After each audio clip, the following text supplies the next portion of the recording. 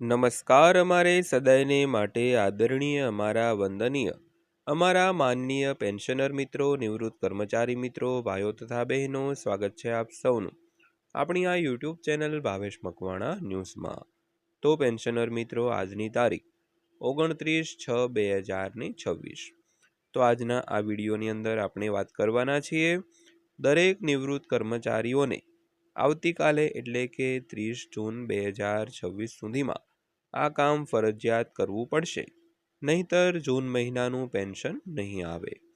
તો પેન્શનર મિત્રો, કયું કામ કરવું પડશે જેના લીધે તમારું જૂન મહિનાનું પેન્શન સહી સલામત આવી શકશે, તે જાણવા માટે આજના વિડીયોમાં અંત સુધી બન્યા રહેજો અને બધી જ માહિતી વ્યવસ્થિત રીતે સમજી લેજો। અને જો હજી સુધી આપણી આ ચેનલ તમે સબસ્ક્રાઈબ ન કરી હોય અને જો તમે એક નિવૃત્ત પેન્શનર હોવ તો આપણી આ યુટ્યુબ ચેનલ પણ અત્યારે જ સબસ્ક્રાઈબ કરી લેજો, કારણ કે આપણી આ ચેનલમાં તમને રોજબરોજ આવી જ માહિતીઓ જોવા મળવાની છે। તો શરૂ કરીએ આજનો આ વિડીયો। તો સૌથી પહેલાં જો વાત કરીએ તો ડીએ વધારો 2026। કેન્દ્ર સરકારના કર્મચારીઓ અને પેન્શનરો માટે ડીએ વધારો એઆઈસીપીઆઈના 12 મહિનાના સરેરાશને આધારે ગણવામાં આવે છે। તો તે 7મા પગાર પંચ દ્વારા નિર્ધારિત પદ્ધતિનો ઉપયોગ કરે છે। તો ચાલો જાણીએ કે તે કેવી રીતે કાર્ય કરે છે દોસ્તો। તો આ માટે વિગતવાર વાત કરીએ તો ડીએ વધારો 2026 તો મોંઘવારી ભથ્થું અને મોંઘવારી રાહત એ લગભગ 5 મિલિયન કેન્દ્ર સરકારના કર્મચારીઓ અને 6.5 મિલિયન પેન્શનરો માટે મહત્વપૂર્ણ નાણાકીય ઘટકો છે। તો ફુગાવાની અસર ઘટાડવા માટે સરકાર જાન્યુઆરી અને જુલાઈમાં વાર્ષિક ધોરણે ડીએ અને ડીઆરની સમીક્ષા કરે છે। જો કે આ વધારાની સંપૂર્ણ ગણતરી એઆઈસીપીઆઈ સૂચકાંક સાથે જોડાયેલી છે, તો એવું માનવામાં આવે છે કે આ વખતે કર્મચારીઓને નોંધપાત્ર રાહત મળી શકે છે। તો ડીએ ગણતરીઓ સીધી રીતે ફુગાવાના ડેટા સાથે જોડાયેલી છે, તો આ જ કારણ છે કે દર મહિને જાહેર થતા એઆઈસીપીઆઈ ડેટાને અત્યંત મહત્વપૂર્ણ માનવામાં આવે છે। તો જો આગામી મહિનાઓમાં ફુગાવાના વલણો સુસંગત રહે છે તો જુલાઈ 2026થી ડીએમાં આશરે 3% વધારો શક્ય છે દોસ્તો। તો સૌથી પહેલાં વાત કરીએ તો એઆઈસીપીઆઈ શું છે। તો all India consumer price index four industrial workers એટલે કે એઆઈસીપીઆઈ એ કેન્દ્ર સરકાર દ્વારા કર્મચારી ડીએ એટલે કે ચૂકવવા પાત્ર પગાર નક્કી કરવા માટે ઉપયોગમાં લેવાતો સૂચકાંક છે। તો આ સૂચકાંક કર્મચારીઓ પર ફુગાવાની અસરને માપે છે।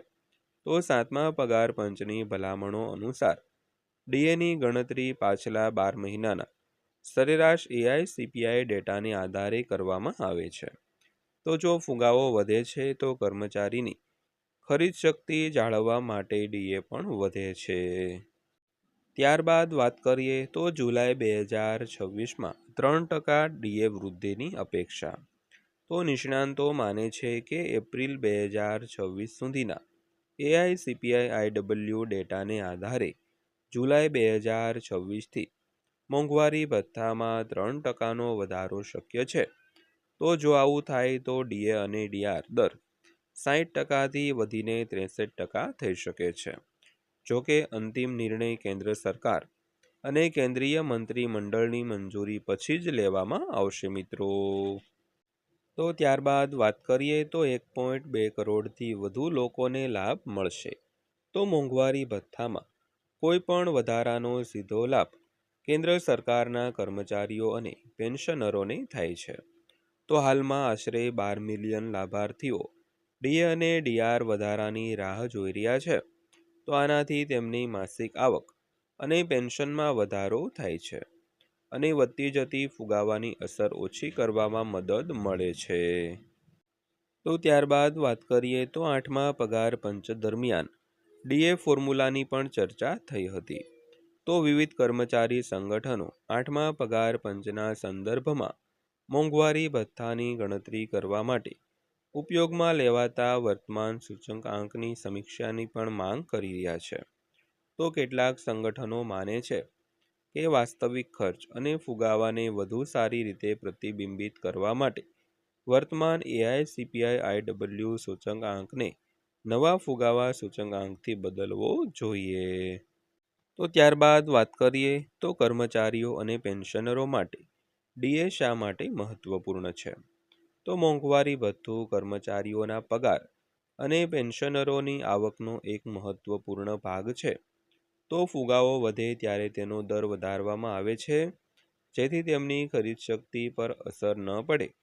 તો આ જ કારણ છે કે લાખો પરિવારો દર 6 મહિને થતી મોંઘવારી ભથ્થાની સમીક્ષા પર નજીકથી નજર રાખે છે। તો પેન્શનર મિત્રો, આ હતી આજની માહિતી પસંદ આવી હોય, વિડીયો સારો લાગ્યો હોય તો વિડીયોને એક લાઇક કરજો અને રોજે રોજ આવા જ વિડીયો જોવા માટે આપણી આ ચેનલ સબસ્ક્રાઇબ કરી લેજો। તો ફરીવાર પાછા મળીશું એક નવા વિડીયો સાથે, નવી માહિતી સાથે। ત્યાં સુધી સૌને જય હિન્દ, વંદે માતરમ।